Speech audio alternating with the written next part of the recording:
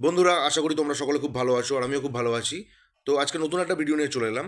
ভিডিওটা শেষ পর্যন্ত দেখো, স্কিপ না করে। আশা করি তোমাদের ভালো লাগবে। একটা প্লেয়ার আজ থেকে 3 বছর আগে টেস্ট ক্রিকেট থেকে সে তার অবসর নিয়েছিল, কিন্তু হঠাৎ করে সেই দেশের ক্রিকেট বোর্ড তাকে ডেকে পাঠালো এবং টেস্ট খেলতে দলে নিল তাকে। হ্যাঁ, ঠিকই ধরেছেন, হাসারাঙ্গার কথা বলছি। শ্রীলঙ্কা এরকম একটা বড় মাস্টার স্ট্রোক খেলবে কেউ ভাবতে পারেনি।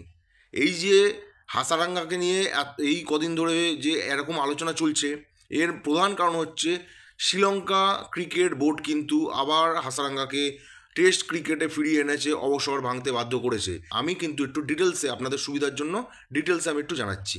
এখন প্রশ্ন হচ্ছে, এমন কি হলো যাতে হাসারাঙ্গাকে শ্রীলঙ্কান ক্রিকেট বোর্ড আবার ফিরিয়ে আনতে বাধ্য হলো?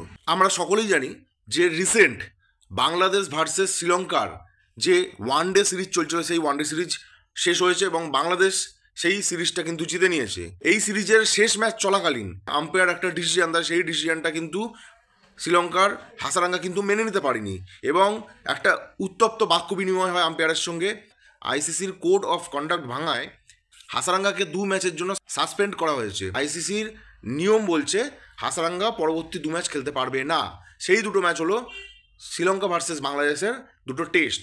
হাসারাঙ্গাকে যে শাস্তিটা দিয়েছে আইসিসি কোড অফ কন্ডাক্ট ভাঙার জন্য, সেই শাস্তিটা হচ্ছে এইটা।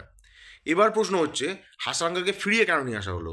কারণ এই বাংলাদেশের সঙ্গে টেস্ট খেলার পরেই শ্রীলঙ্কার আর কোনো ম্যাচ পাবে না, কারণ ডাইরেক্ট তাকে খেলতে যেতে হবে বিশ্বকাপের মঞ্চে।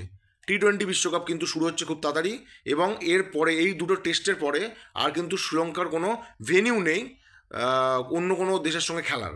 অর্থাৎ এই 2টো ম্যাচ যদি শ্রীলঙ্কা হাসারাঙ্গাকে না খেলাতো, তাহলে ডাইরেক্ট বিশ্বকাপে গিয়ে প্রথম 2টো ম্যাচ কিন্তু হাসারাঙ্গাকে বসিয়ে রাখতে হতো শ্রীলঙ্কান ক্রিকেট বোর্ডকে।